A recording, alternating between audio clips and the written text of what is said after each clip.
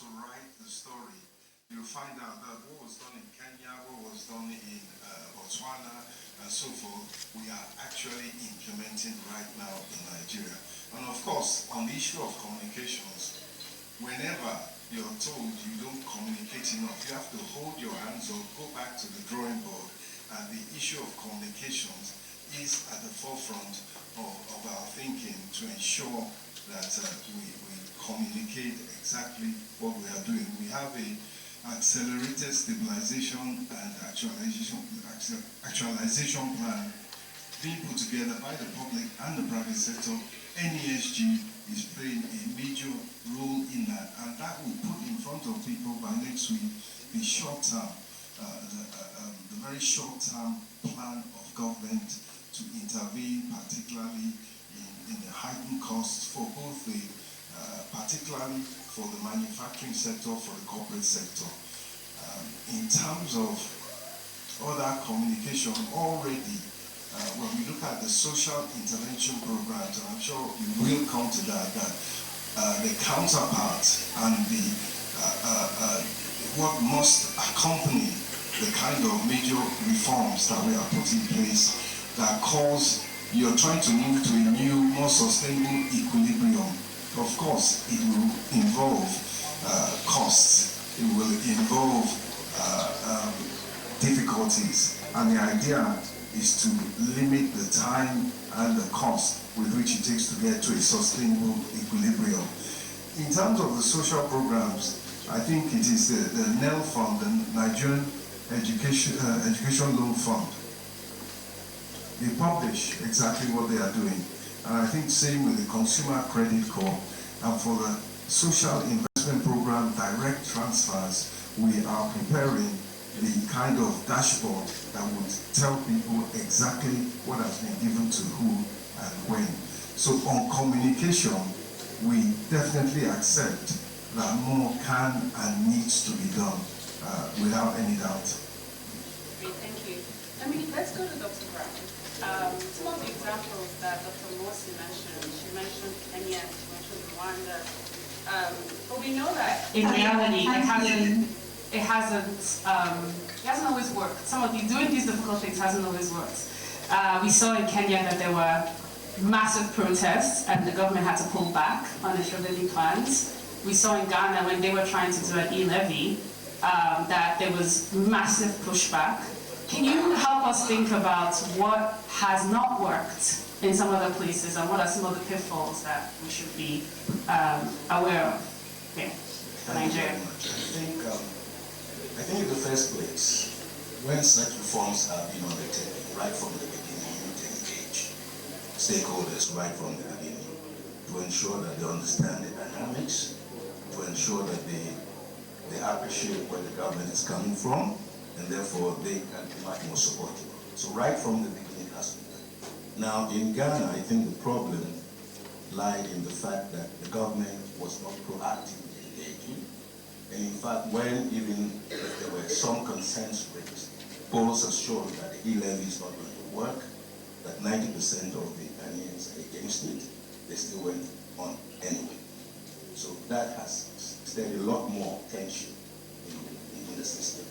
But I think the other thing, just following up on what the World Bank Indemnit said yesterday about the fact that this thing has to be sustained for 10, 15 years. It would seem to me also that beyond those reforms, in terms of managing or increasing, broadening the tax base, efficiency in expenditures and all those sort of things, it is also important to have some independent fiscal oversight bodies that are specifically independent. They are really independent. They may be answerable to Parliament, but they will be able to engage more effectively to assess whether the government is continuing. Because as governments go, new ones come, things change, the agenda will change. And the whole issue of continuity is very, very important. So if you have an independent body that is able to have an oversight over what the fiscal rules, because the fiscal rules are always there. We know about the debt ceiling and the deficits and so on. But it's not implemented. If the role of the central bank is not to really ensure that the monetary policies are really anchored in sound economic fundamentals. And therefore you have fiscal populism, like for example in Ghana, during election time, a lot of expenditures, off-budget expenditures are undertaken. And so you see that the fiscal deficit shuts up quite significantly. And then the new government comes in, it takes 2 to 3 years to try and mop up that. So if you have anybody that can hold accountable the governments to those issues, I think that would go a long way to do it. And then the other thing is that you're talking about communication. It shouldn't be a one-way communication. The civil society must be actively engaged. And I think one of the things that we're trying to do in Ghana is that through a sort of what we call a compact for political and economic transformation, the civil society is engaging more actively on what are the critical drivers of economic transformation, what are the binding constraints, what should the government should be focusing on, and I think that is very important also. So it's it has to be two ways. Great, thank you. So we've just been joined by Dr. Tia from the World Bank Country Director. Thank you for joining us. Yes. So why don't we bring you in here? Can you help us? So we wanted, we went through this while you were gone, but we wanted your perspective on setting the stage here, right? So your chief economist yesterday did a really good job of background, right? Nigeria has done this before, fell off the bandwagon, trying to get back on it. But can you help us set the stage on why is it necessary to do this? And then we'll talk about some examples of where it's been done, right? Okay, great. First of all, I apologize for coming late, and very nice to see you, Echemwale, and Bagudu, and everybody here. So why fiscal reforms are necessary? I think one way to really see it clearly is to ask yourself what happens if you don't do it, right? In a do-nothing scenario, the situation you'll be facing is that the spending needs of the population of the country will keep increasing. Already right now in Nigeria, the spending need is very high, and it's rising. Because people want more schools, more and better hospitals, more critical infrastructure, and all of that needs resources. And some of them, a large number of those are public goods. So if your revenue is not increasing to address those spending needs, you will be in a very tough situation. And in fact, because of some mega trends such as demographic population growth, urbanization, climate change, in fact, those spending needs will accelerate. So the amount of resources that you will need to address them will actually increase very significantly. Therefore, you have to really do something to increase your revenue so that you can address them. Now, another way to finance spending needs is by debt, but it's not sustainable. So, and if your revenue is very low and your debt is increasing, especially if you resort to expensive commercial debt, for example, your debt service to revenue, because the denominator, your revenue is so low, will actually increase very fast and reach a very high level. And we were in this situation in Nigeria in 2022, before the signature reforms started with this government. I couldn't believe the number when my team sent it to me during the transition, when I was transitioning to this job. The debt service as a share of total revenue was 100%, which essentially means once you deduct PMS from the revenues, all your revenues will be eaten by debt services.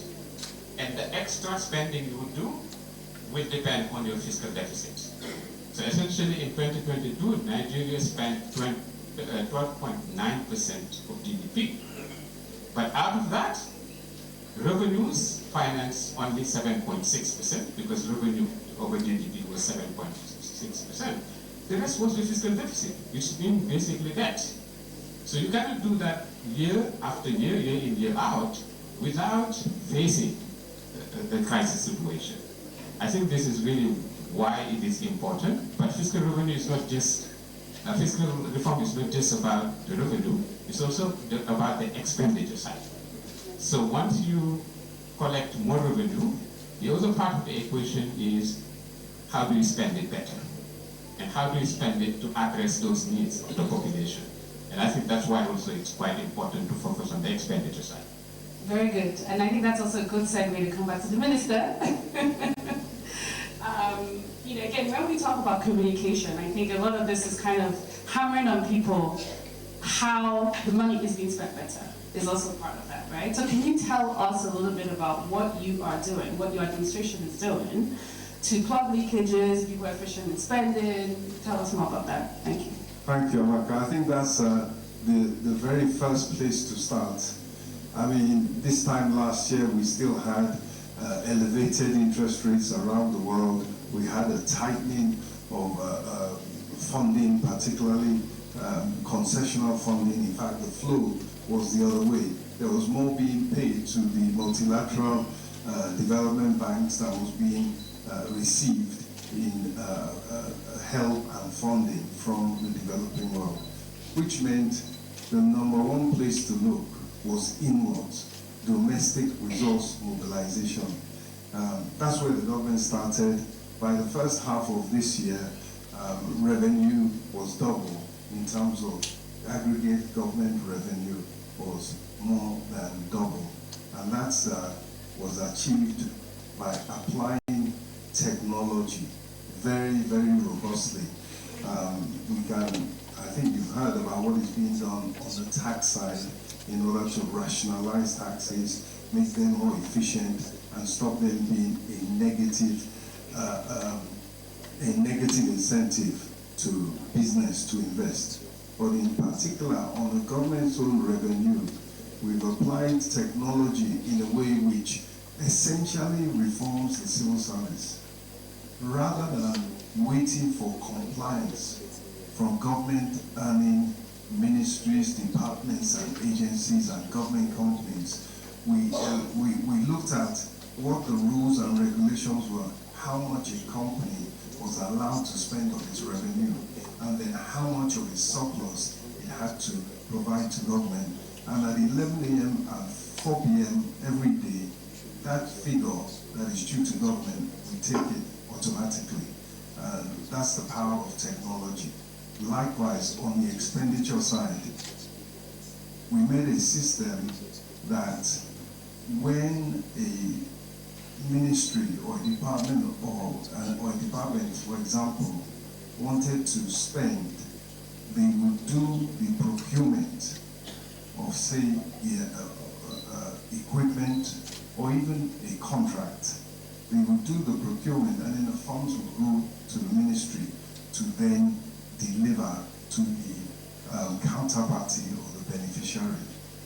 We got approval to implement a system which is currently being implemented where the third parties are paid directly. So once the ministry has procured, the payment is to go directly to the supplier, the consultant, the contractor, etc. And that is going to be a new era in terms of the efficiency of government spending. Can I just follow up on that? Because when people hear you say revenue has doubled, a lot of Nigerians would think, okay, so where's it going? So just a quick, what are you able to do today that you wouldn't have been able to do before? Are you borrowing less? Are you printing less money? Can you just help people understand where is the money going? Well, there are two issues there. I think we'll come back to the borrowing. As the country director said, borrowing has to be sustainable. And you don't really borrow when you have to. And of course, you must do it sustainably.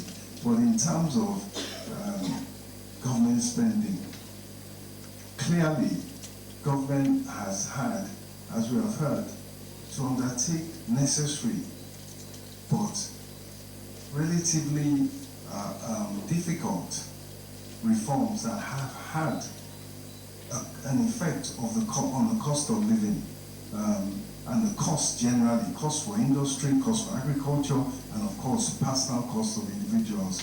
And it was the commitment right from the start.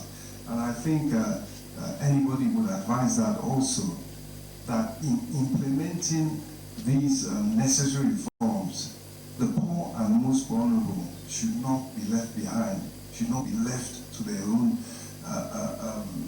should not be left alone to cope. Instead, it has to be the richer, the stronger in the society that have to bear the brunt of that adjustment. And so, first of all, the smallholder farmers were given support. They were given fertilizer, they were given grains, were released for food to people generally. And then secondly, as you know, the social investment program spearheaded by direct transfers to qualifies to the 60% poorest in the population. And right now, 20 million households have been supported and are being supported directly, and it's meant to rise to, well, it's 20 million people, 4 million households so far, and it's meant to rise to 15 million households who will be paid directly by the government. Students are being helped with student loans. 279,000 are currently being in line, are being processed, and about 20–30% of that have already been funded. They are being funded a stipend of about 20,000 naira and a fee per month, and the fees are being paid. Likewise, consumer credit is being provided to to workers so that they can afford everything from maybe household goods or even conversion of their cars, kits to convert their cars to cheaper, cleaner CNG fuel, and so on and so forth. There are a whole plethora of social investment interventions on which the funds are being spent. If you allow me, I will go on more and say that, so for instance, if we say we help the agricultural sector with individuals, when it comes to small-scale businesses, grants have been provided to 1 million small micro enterprises. Grants of up to 1 million, loans of up to 1 million at 9% are being made available, total of 75 billion naira. And then for the large-scale companies, because we all saw the effect of the foreign exchange adjustment, in particular, on the profit and loss.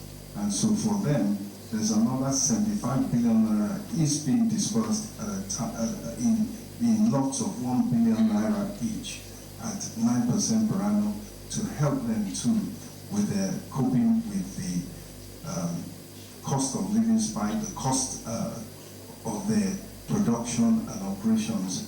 That is how President Bola Ahmed Tinubu's government is spending the money which is being yielded from better oil production and, of course, macroeconomic reforms that have saved the country 5% of GDP. Thank you.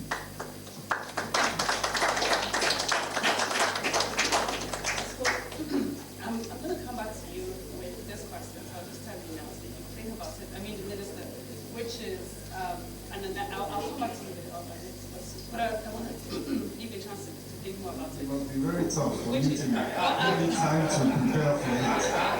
Because, so what I hear a lot when I talk to Nigerians in this community is they say, look, this is very painful. I can't hear you at all, the moderator.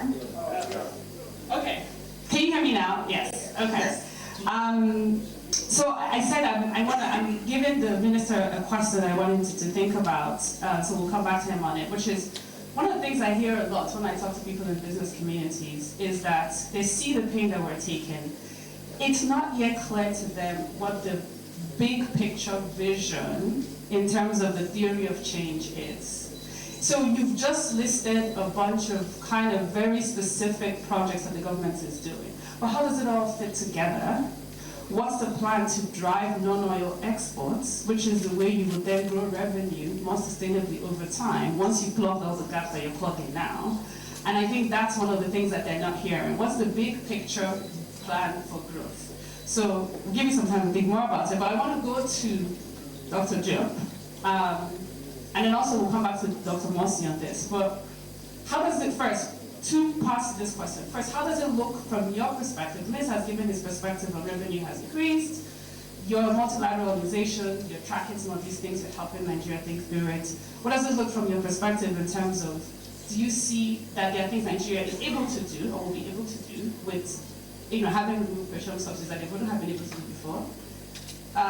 And then also, then we'll segue into talking about what are some specific examples from other countries that have gotten this right and what they do. So we'll start with just your perspective on what's the metrics looking like from your perspective as the independent. Before you came in, Dr. Brown said you need an independent check to think through this. So what's your perspective? Do you agree that revenue is rising and what are they doing with it? Thank you. Thank you very much. So revenue is increasing quite significantly. We are looking at the data, and actually my team here has been doing a very good job collecting the data and reconciling the data from different sources. And what we're seeing is a very significant increase in revenue. It is not surprising for three reasons. Number one, the FX reunification has a direct revenue implication. And that is a very large amount. Prior to the reforms implemented by this government, the revenue collected in US dollar were limited at a lower exchange rate, below market exchange rate. Now, with the reunification of the exchange rate, suddenly using a market rate boosts revenue to a great extent. And we are talking about a very large amount, bigger than the PMS subsidy. The second key source is the PMS subsidy, which we project for the rest of the fiscal year to increase very significantly because of the removal of the subsidy. And the third factor is some reforms that the HM Wale alluded to. Those reforms, such as using digital e-payment, e-filing, and reforms to increase tax collection and tax compliance are bearing fruit now. We are seeing revenue increasing as a result of reforms that some of them have started actually before this administration. They were started 2021, 2022, but we're seeing now the effect of those. So because of those three reasons, the data we are looking at show clearly a very significant increase. And in fact, last year when we benchmarked Nigeria, it was one of the lowest revenue to GDP in the world, in the bottom, maybe bottom five. The projection now is that revenue to GDP is projected to increase from 7.6% to 10.5%. It's more than 3 percentage point increase in 1 year.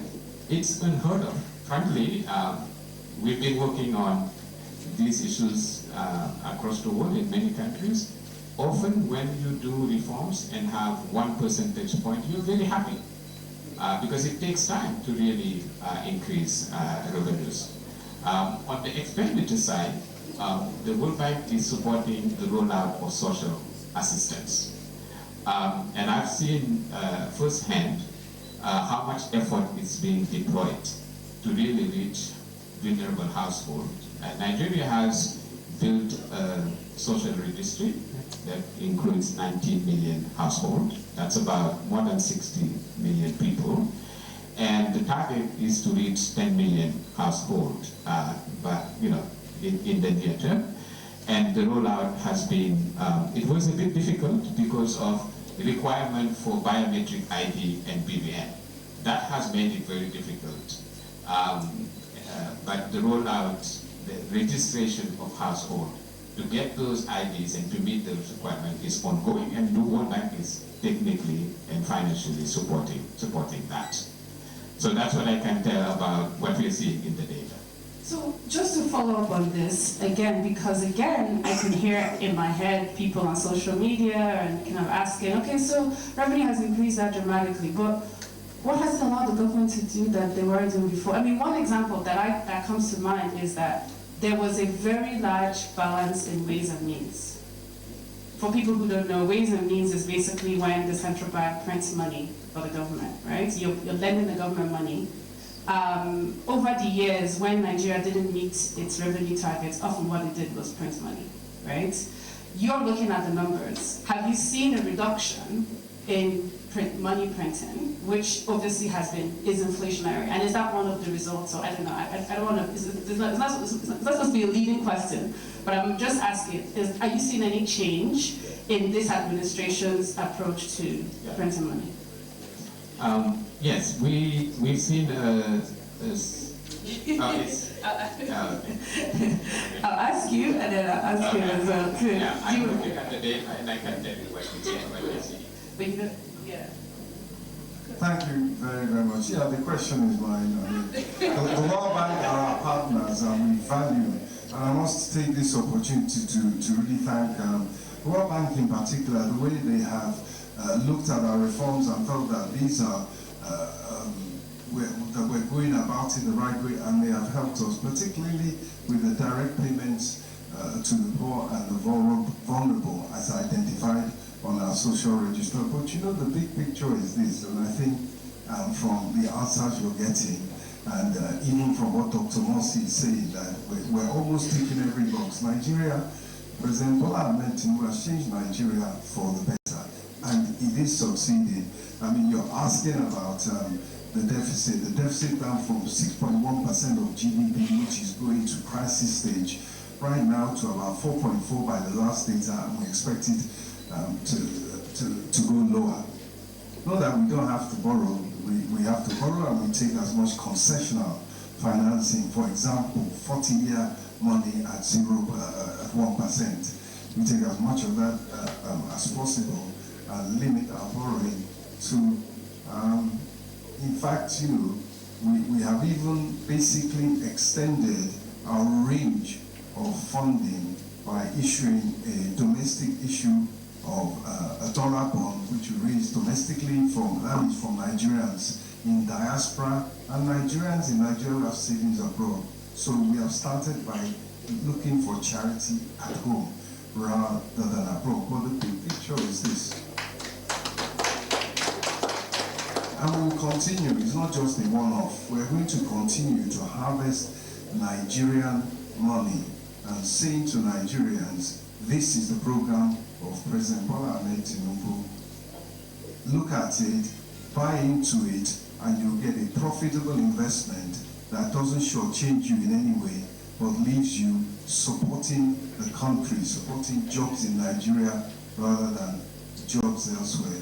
But as I was saying, the big picture is that the macroeconomic reforms are working. If you grill the World Bank on some other indicators, GDP, the budget deficit, the balance of trade, and so forth, they will tell you they're all positive, they're all going in the right direction. So what we need to do is to sustain.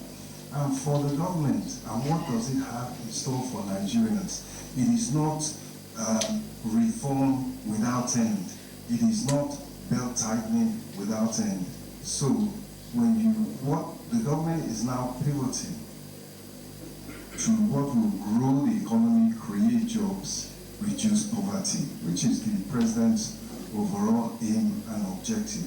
In agriculture, apart from ensuring by diligently working, in particular with the African Development Bank at this particular moment and other development partners, to ensure that what remains of the wet season harvest, with climate change, the wet season has sort of moved slightly, as well as the dry season harvest is successful, does produce bountiful food, which will reduce the cost of food and make it more available and affordable, and bring down the rate of inflation, because really food is no longer really part of the core inflation. It's 50% of the index, but it's varying so much, so it's almost ready to be classified as non-core. But the point here is that we're looking to food production to help bring down inflation, which of course will now enable the central bank to bring down interest rates. In terms of driving the economy, the agricultural sector, we're working with the African Development Bank and other partners to set up agricultural and processing zones, which effectively means agro-industry, as well as growing crops for whether it's export or domestic consumption. It's also as raw materials for the industrial sector, ethanol, food processing, packaging, and so forth. In addition, the oil and gas sector has been revamped. The incentive framework, the time it takes for people to process investments, to process transactions, is being cut. Incentives in the oil and gas sector, including deep water, have meant renewed investment or new investment by total of about $3 billion. ExxonMobil and ONGA announced $10 billion, and there are Nigerians coming behind, so that is also a driver of the economy. The first place to look for foreign exchange and government revenue is the oil sector, and we're looking at and being promised by the operators in the oil sector, particularly the government, was 2 million barrels per day, and of course that will make a tremendous difference. The other areas are manufacturing. Just last Saturday, I was with a major manufacturer, and of course I think we've reeled out a whole range of incentives, excise tax, withholding tax, VAT, and so forth, for the manufacturing sector to help employment and to help them with their costs. And he said they're now ready, having looked and followed the reforms for over a year, they're now at the stage where the environment is now conducive for them to make $1.2 billion worth of investments across their companies. And of course, they said these are the specific incentives that they would want, including cheaper funding. And so the question, the statement was made earlier that, look, you cannot and should not incentivize on an ad hoc basis. Everything they ask for, we have it in the program, including 9% funding to a limited extent for large-scale industry. And then finally, because you asked me to say, what does the government have in store for Nigerians beyond macroeconomic reform? And I'm saying it is growth and jobs. Finally, it's the housing sector. We are implementing a mortgage scheme that will give near single-digit financing for probably upward of 25 years. And it is a skill. And I remember, Amaka, when I said to you that we will rely on the private sector, their ideas, their capacity, and their resources. Maybe I didn't explain it well, but in partnership with the private sector, we are delivering mortgages for Nigerians that will spark the construction boom. That's our plan in the housing and real estate sector. And I think we all know what that value chain is and what it can do to jobs, or what it can do to growing the economy. So that's a snapshot of what we have in store. Thank you. Okay, great. Thank you. So I want to spend a little bit of time thinking about how other countries, specific examples from what other countries have done well and wrong. And so I'm going to bring in Dr. Brown and Dr. Mercy on this. But before we go to that, very quickly from Mr. Job, also if you want to give us the survey. Okay, so the NESG team wants to do a survey on, can you guys project it? on kind of the audience's thoughts about the ideal approach to fiscal consolidation and debt sustainability. So if you scan that barcode with your phone, you will get the questions and you can submit your answers, okay? So please, thank you, just do that and we'll continue with the survey as that's going on. We'll continue with the conversation as that's going on. So again, just really quickly, so again, it's not because, you know, a part of the challenges that a lot of African countries face when they do these fiscal reforms is lower trust because of years of lack of investment, right? And so it's often good to also have different perspectives on how they've done it well. So Mr. Job, just really quickly, what's your perspective on the question I had asked earlier that the minister asked, which is from an outside looking in, what does it look? Does it look like there's anything different in terms of how borrowing patterns that you're seeing and compared to other countries? Or, and then we'll talk about specific examples from other countries. So, yeah, I can talk about. Very quickly. I can talk about the example of one country that comes to mind. Yes. I'm very familiar with is Indonesia. Yes, we talked about that. Yes. So, first of all, similarities. Indonesia is very similar to Nigeria in many ways. Same, similar population size, a large place of commodities in the economy. It's also a country that has oil and gas and mining and so on, and that plays a big role in the economy. Also democracy, relatively noisy democracy, vibrant democracy, colorful democracy, whatever you want to call it, very similar. But Indonesia, strong democracy. But Indonesia is a story in contrast with Nigeria today. And I will explain why. If you look at Indonesia's indicators, economic indicators and fiscal indicators, they are much better than Nigeria today. Right? Economic growth, the sort of fiscal deficit, the way some of the key fiscal indicators are better. But Indonesia is not, or was not, a story in contrast with Nigeria just 10 years ago. When we, myself, but also members of my team here, Alex Sienat, who is here, was there, as well as Bertine. We were all there trying to help the government to really embark on ambitious and bold fiscal reforms. At the time, they had very, very bad indicators. The fiscal deficit was high, the current account deficit was high, and in fact, JP Morgan tagged Indonesia as one of the fragile five.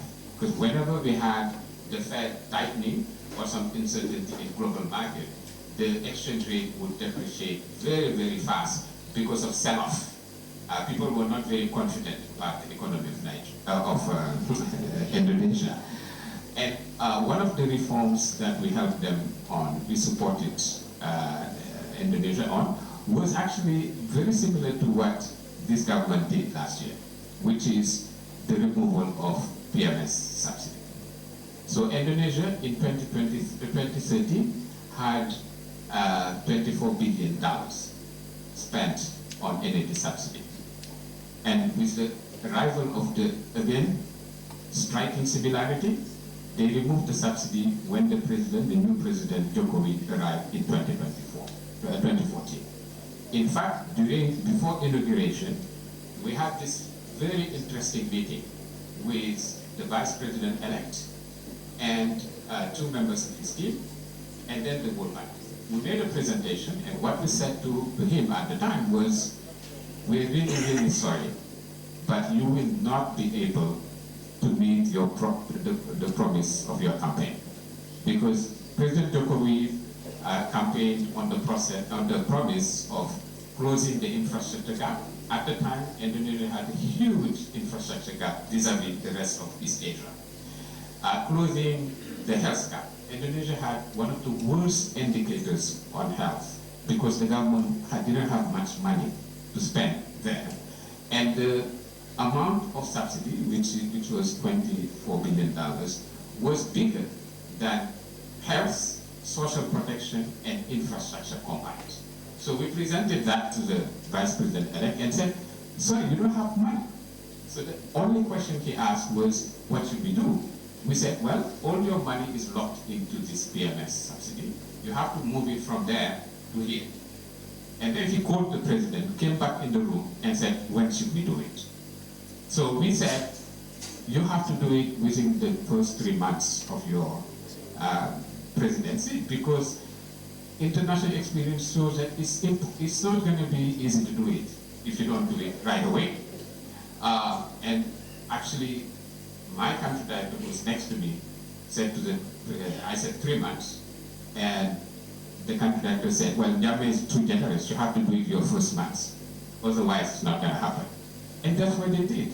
So they removed the $24 billion and moved it to education, health, social protection, infrastructure. Now, there is one issue to mention, which was very important.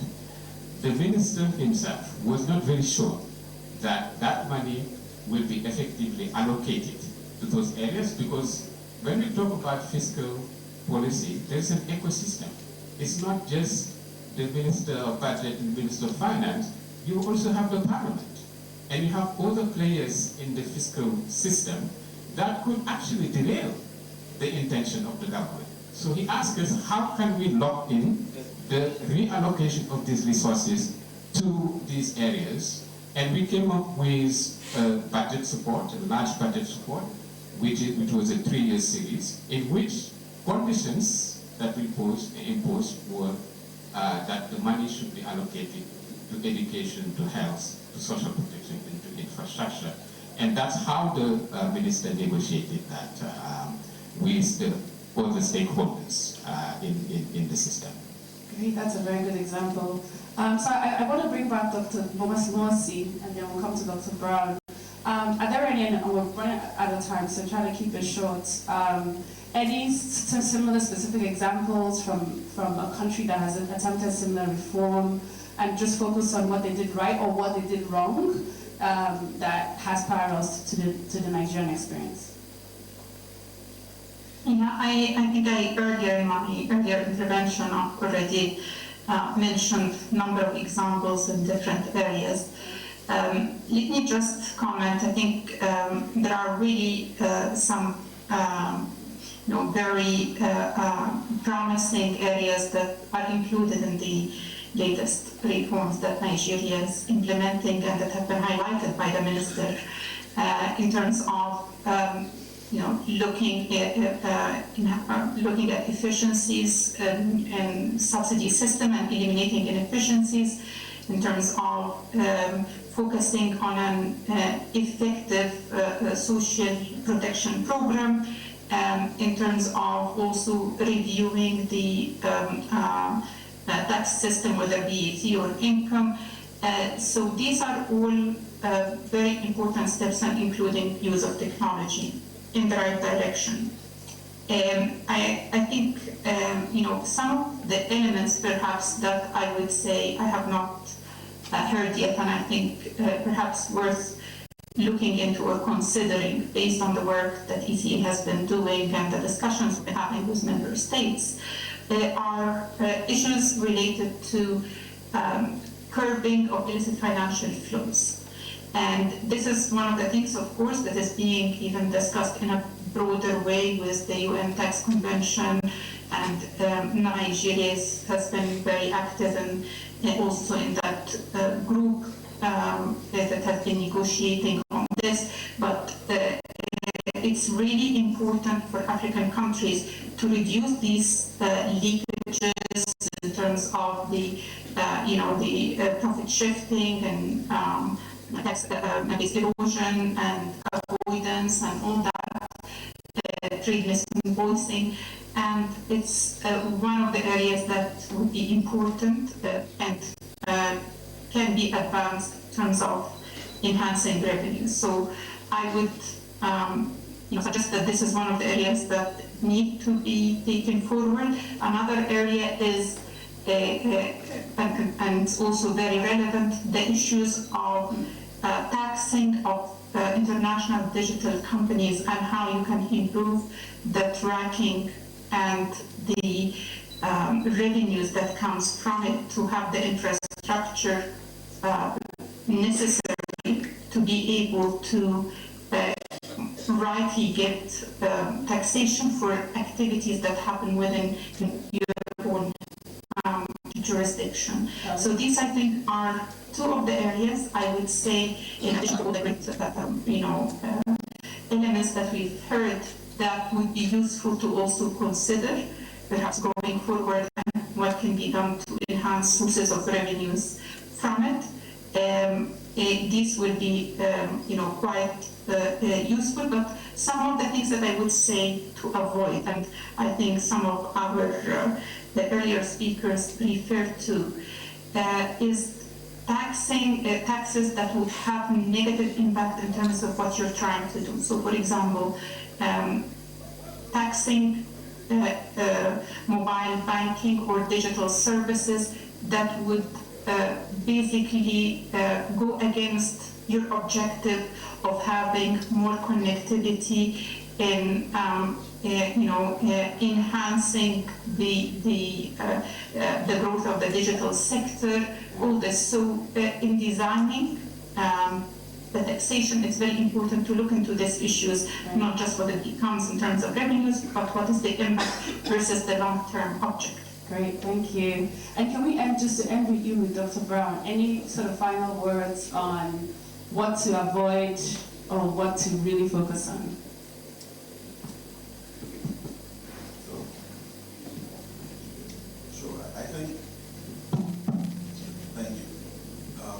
I think the minister had raised a number of important activities they are undertaking, particularly in trying to grow the private sector.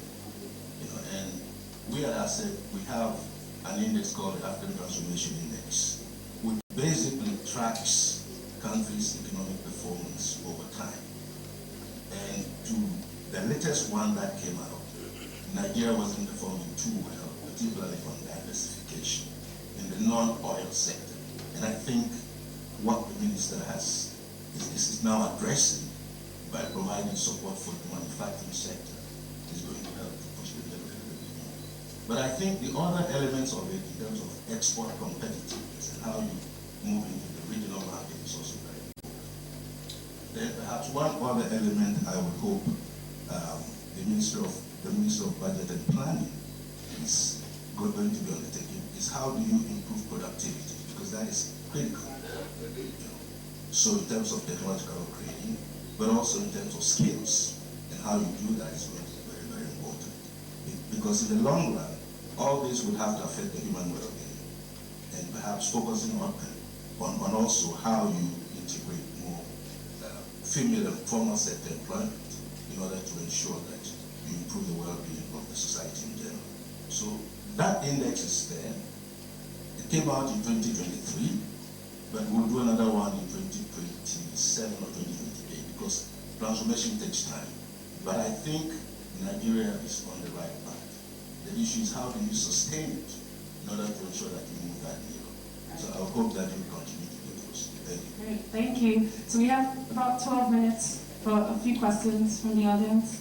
So I'm just going to take one round of questions, and please keep it very quick. I will cut you off if you're not asking a question. A lot of questions. Let's start in the front here. Where is it? Who has the mic? And then we'll come to you. Yeah.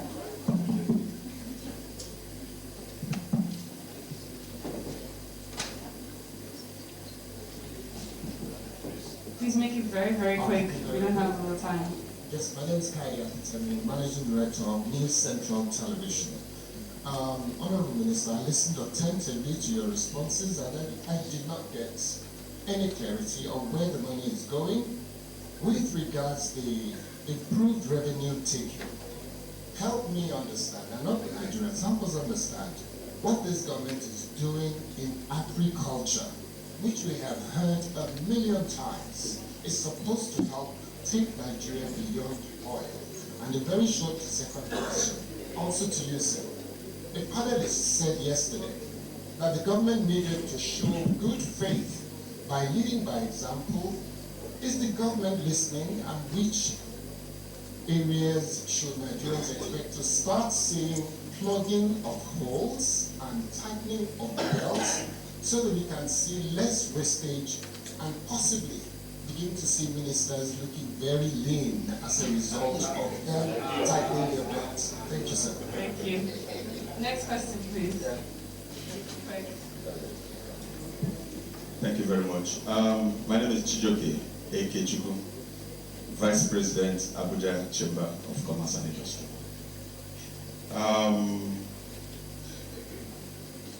The population of Nigeria. Remember, quick question. Yes, I know. Just guess. Population of Nigeria, we're just all over the 30 states. And that's where people are domiciled. Many times we listen to federal government. What's the position of the state governments in all these discussions? Because that's where the people are domiciled. Number 2 question is to the minister. Sir, are you satisfied with the fiscal discipline at the National Assembly? If you're satisfied, we'll be satisfied. All right, I'll take questions from Mike. And then, sorry, we'll have to. Hi, Nick Norbrook from the Africa Report. When Morocco wanted to stimulate a construction boom, it really worked together, public sector, private sector, and it also helped focus on not social housing, but not luxury flats. How will you ensure that Nigerians beyond the sort of luxury tier will get good housing? Yeah. Thank you. I'd like to thank each and every questioner. Sorry. Let me take one moment because I'm on there. One moment up here, and then we'll answer all the questions. Yeah. Thank you very Please much. make it quick. My name is Orebat. I serve as the director of the Lagos Business School Sustainability Center. My question is on, we know budget for 2024 already passed, so with all this revenue we've successfully been able to gather, what are the priorities for the 2025 budget? Looking at the Indonesia example of prioritizing education infrastructure, what's our budget going to look like next year? All right, thank you. So with that, most of the questions went to the minister, so I wish, justifiably so. So let's give you the floor to address this one. I took notes, so I can remind you of some of the people.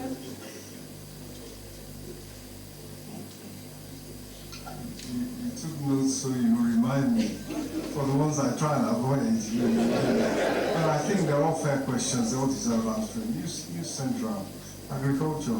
Agriculture is the heart of the government's program for not just helping to bring down inflation, but also to create jobs and also to get industry going. So, and I think I did talk about the agro-industrial development zones that have been set up all over the country. And as I said, the multilateral development partners are hand in hand with us to ensure that that effort, which clearly takes determination and resilience, will be successful. In terms of food production, I didn't want to take you into the nitty-gritty of what we are doing to ensure that the fertilizers, the seeds, and also the help with mechanization in the very short term are provided, so we have a very good dry season harvest. Wheat planted from November, rice planted from January, February. That is our key emphasis at the moment in the agricultural sector. And of course, we have tractors on the way to help with mechanization. We have the Green Imperative project in conjunction with partners in Brazil, in order that large-scale mechanization can also go on in that all-important sector. But we need to look and see how, between the remnants of this wet season and the dry season planting and cropping, that we can put 1 million smallholder farmers to work, give them seeds, give them fertilizer, give them herbicide, and thereby trying to produce on 1 million hectares approximately 5 million tons, about an output of 5 tons of grains of food per hectare. And that, we believe, will help to fight inflation, particularly in the short term. Let me turn to the issue of housing next. I know you say I jumped, but I think it's also important, and we're running out of time. Basically, you have said that what we are doing has been successful elsewhere. They have done it before.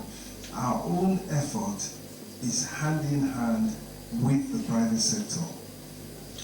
I don't want to go into the area of the fact that we do have long-term funding in the trillions, in the tens of trillions available to the economy as a whole. And some portion of it is available to the housing sector, and that can be the basis, together with blended funds from the government, of providing people with decades within which to pay for their property. And as you know, in Morocco also, what that does is it ignites a housing and construction boom with developers who will borrow, put in the equity, and construct over a year, 2-year period, knowing that at the end, or even before the end of that construction, there are people who have mortgages that are affordable and gives them enough time to pay, who are ready to take up those properties. What do you want to remind me of in particular? Unveiled. So it's not about the National Assembly, yes, as you know, they have their own constitutional role. They are they also account. The Honourable Minister for Budget and Economic Planning is here. They also have the responsibility to account. They're self-accounting, so they account for their own funding. So it is for all of us to look at what everybody is doing and to say that at this period of time, it is the broadest backs that should carry the heaviest backs. And of course, nobody will argue against the fact that leading by example is quintessential leadership that people will buy into, key into, and support and have trust in.